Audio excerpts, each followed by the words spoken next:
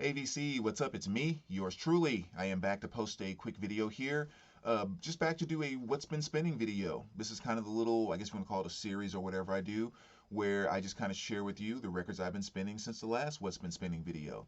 And as always, I like to mention, the records that I do in the what's been spinning are only the records that I took the time to sit down and listen to from start to finish, front to back, and kind of like the way we like to say in the record world, like listen to and take in the album the way the artist intended. So none of the albums that I might have been just kind of skipping through and listened to a couple of songs here or there, or streamed a couple of songs or blah blah blah. So this is the stuff that I kind of set back and took in. Let's just kind of dive right into it. We'll start here with Stain, Break the Cycle. Again, another kind of legendary album you got, I'm sure a lot of you guys know about, from 2001. With songs like Been a While, a couple other great things on here. And so that was a good revisit because I hadn't spun that in some time. And this is one I think I actually showed in a recent finds video not too long ago, but I had not listened to it yet, and I just wasn't familiar with the album. But Elvin Jones, Polycurrents, had a chance to sit down and spin this. Nice Tone Poet release, and the album originally came out in 1970. Really, really love this album. I was so freaking impressed by it. And it was great to discover something brand new that I had never heard before, but cannot speak highly of that. Highly enough, I should say, of that. And someone asked me in a previous, I think in the video where I showed that, like, kind of how it sounded. I mean, it is a tone poet, so they're always fantastic, and I think it sounded just absolutely great. Beyond just the music itself, but the actual pressing sounded absolutely fantastic. So, next here, Portishead, this is Dummy. This is their release from 1994. And yeah, first album ever discovered by them. Great album. I kind of love the slow, almost kind of dark, but almost kind of a sexy nature to it as well. Just kind of a real kind of heavy, mellow album to kind of chill back to. So really, really love that one. That's my favorite album by them. And my girl, my absolute favorite jazz vocalist as of right now, Diana Krall, and this is Live in Paris. Another great 2 LP set of just her live performance in Paris back in 2002. So yeah, fantastic stuff there. Never get tired of spinning her stuff. And the next one here is Dire Straits. This is their self-titled album, of course, and you guys know this one back and forth. Sultans of Swing, Down to the Waterline, just all kinds of great stuff on this album. And one cool thing that I recently did, and I'll kind of go into this more detail in my room tour video I'll be doing pretty soon, but I'm sure you remember right back over here, I used to have my 5x5 cube. I guess not, it wasn't a Calyx, it was the previous one. But anyway, the 5x5 shelf where I had all my bookshelves sitting here. And what I decided to do was to take all of the individual albums out of the box sets and just sleeve them and put them up here like regular individual albums. Because anytime I make changes like that, or if I kind of rotate, my music room where certain genres are and move them to a different shelf, I find all of that stuff really alters my listening habits. Just kind of refreshes it in a way. And so sure enough, it's definitely done that with the box sets by going to the individual sleeves, and this is just kind of one of the number of them that I've been listening to. So anyway, so I'll go into that more when I get into my room tour video. Carole King Tapestry. Again, you guys know that legendary piece. Never get tired of listening to that one. Albert Ayler's Trio, Spiritual Unity, fantastic jazz album. Originally came out in 1965. Kind of a nice spot in between. It's not traditional jazz. It's not just full-blown crazy free jazz, which I love both. This kind of really just floats right around in the middle, and it's one of those type of albums that most people either love it or they hate it kind of thing. But it's definitely one of my absolute favorites, and I spin that pretty regularly, so that was a nice revisit. And this masterpiece too, Can't Slow Down by Lionel Richie. Very nice Japanese pressing here. This is one of those albums I'm sure that pops up in a lot of record stores. You probably see it all the time. It's probably $5 or $6, the whole nine. Easy just to kind of, oh, Lionel Richie again. But this was a freaking slamming album. I mean, just from a standpoint of hits, All Night Long, Penny Lover, Stuck on You, Running with the Night, Hello. I mean, just gigantic hits. Like, this was the album that was boxing with Michael Jackson's Thriller so hard on the charts. And even beyond that, like sonically, it actually is a great album. If you get a nice clean copy that just plays, excellent to near mint, sonically it's a great album. So always love going back and giving that a spin. I love my boy Lionel. Next year we have Andrew Hill, and this is Dance with Death. This is his 1980 release, just kind of some more cool jazz, some stuff kind of a little bit later in Andrew's discography. Another great one. And then here, Voices by Daryl Hall and John Oates. It seems so often when I spin stuff by them, it's usually a greatest hits album. So I wanted to kind of go back to a studio album when I had the urge to listen to them the other day. And this is just one of those great early ones from them back in 1980. And on here, of course, you had Kiss on my list. You had You Lost That Loving Feeling. What else was on here? You Lost That Loving Feeling, and You Make My Dreams Come True. That's the other big hit on here. So yeah, fantastic album right there. And I'll try to slide off there. I'm moving back over here. And then this one that I know for some people it's an album that just got so played out in the early 90s, but it's one that I played out in the early 90s, but I'm still just in love with to this day, which is the Cranberries debut from 93. Everybody else is doing it, so why can't we? I love this album. Never get tired of hearing it. Even with the the big hits that got overplayed to no end, like Dreams and Linger, I still love those songs. Absolutely love them. And her voice too is just totally magical. It's just one of the things that made her so freaking special. And even the song Linger, it's like, even when I listen to it now, one of the things I thought was cool about this is, like, again, this was the early 90s, but I think also the early to mid 90s was kind of that time period of, like, so many artists wanted to be like female power, like, with the Atlanta more set and all that, and it became kind of more of an angry or aggressive or just kind of more of a power type of movement. And I even remember way back then, that was one of the things that kept me with the Cranberries, and how they stood out to me. Because with a song like Linger, like, I just heard and experienced so much vulnerability in it.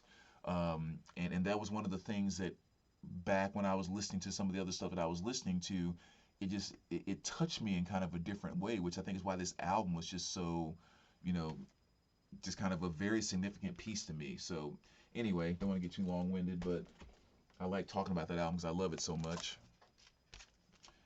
Peter Gabriel, this is one of his early solo releases, oftentimes referred to as Scratch, from 1978. No gigantic hits off of this album, just kind of, him doing some of his early stuff, breaking away from Genesis and seeing where he was going to be going from a solo perspective. I've always said this album kind of sounds like Bon Scott from AC/DC doing a pop type of album, but hadn't spun that in a while, so good revisit there. Molly Hatchet, Jukebox Saloon.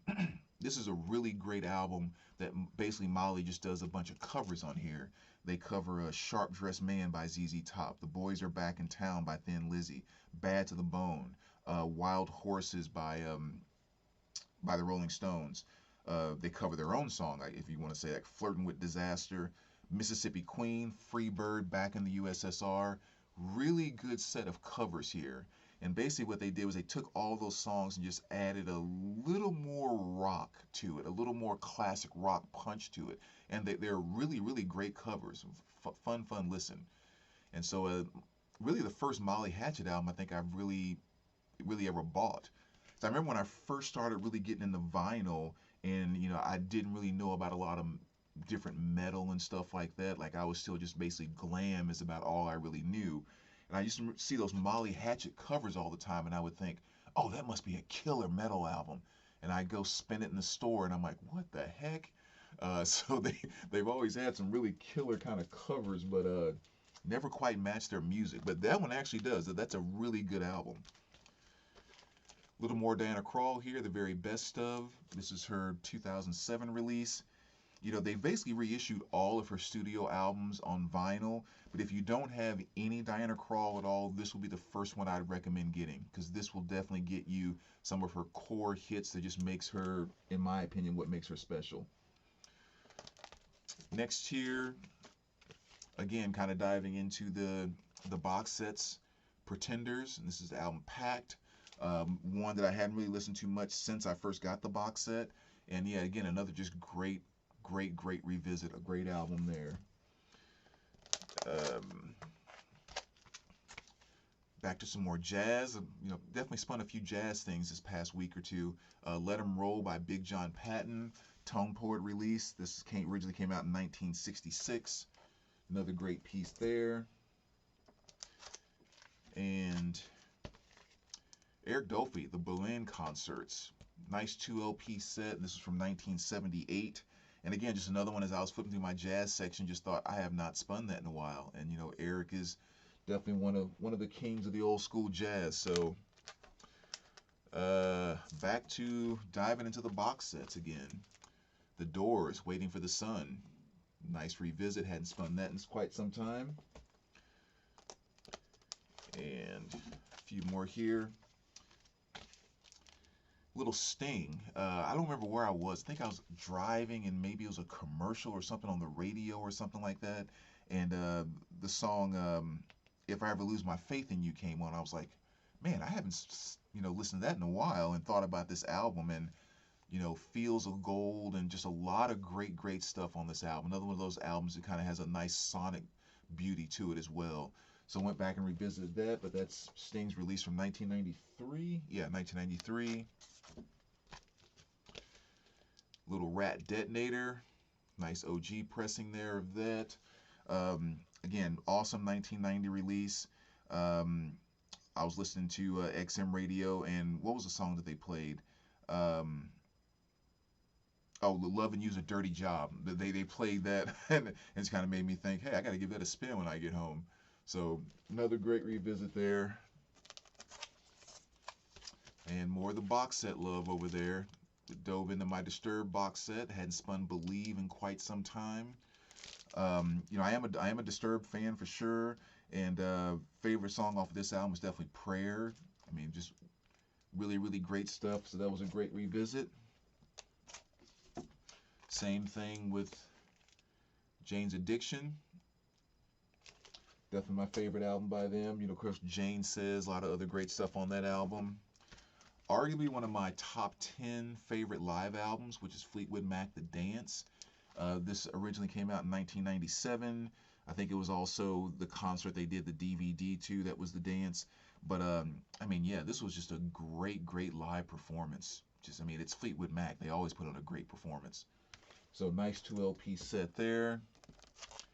And again, back to the box sets. Little Richard is back, and there's a whole lot of shaking going on. So I had the urge to spin a Little Richard and dove into that box set, as well as diving into my Genesis box sets. Gave that a little spin too, and then there was 3. I guess it kind of, those early days when Phil was stepping up and kind of taking the lead when Peter took off, and just another great spin, another great album, and hadn't spun that in a while. And then the last, 2 or 3 here. Cat Stevens, another great one here. Peace Train. I mean, Cat Stevens. I don't have to go through it and explain all that. You guys know him all too well. Actually, that looks like that's kind of slipping, so I'm going to put that here. And dove into another one of my box sets, which is a Janis Joplin. Another great one I hadn't spun in a while. Not my favorite album by her, but definitely a good one to go back and revisit when you just kind of really want to feel her. But yeah, always a great spin to go back and visit the legend. And last but not least, this was some VCLT that I recently received from Chris Profe, Billy Talent, Dead Silence. I was not familiar with them at all, and so really had no idea what to expect. And I don't know why I expected a country album. Maybe the word or the name Billy Talent just sounded like a country artist name, but it definitely was a little bit different than that. So that was an interesting discovery. And yeah, CP, I still want to thank you so much for sending it over to me, and finally got a chance to sit down and actually spin that nice 2 LP set. Um, yeah, and that's kind of what I've been spinning. So yeah, as always, VC, let me know what you guys think. Appreciate you stopping by, and we will talk to you soon. All right, take care, guys.